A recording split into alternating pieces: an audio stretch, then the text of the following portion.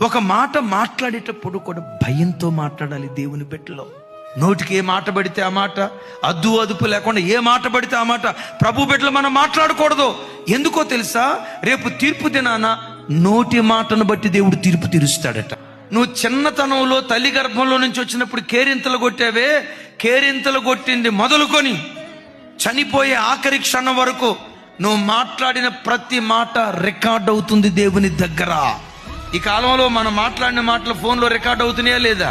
నేనంట, మనిషి తయారు చేసిన ఫోన్కే ఇంత టెక్నాలజీ ఉంటే మనిషికి ఆ జ్ఞానం ఇచ్చిన దేవుని దగ్గర ఇంకెంత టెక్నాలజీ ఉంటుంది?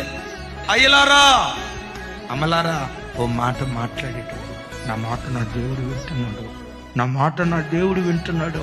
ఎప్పుడు ఆ భయం నీ గుండెల్లో గూడు కట్టుకో. ఎందుకు ఆ భయం గూడు కట్టుకోవాలో తెలుసా? యెహోవా యందైన భయం పవిత్రమైనది అని రాసింది.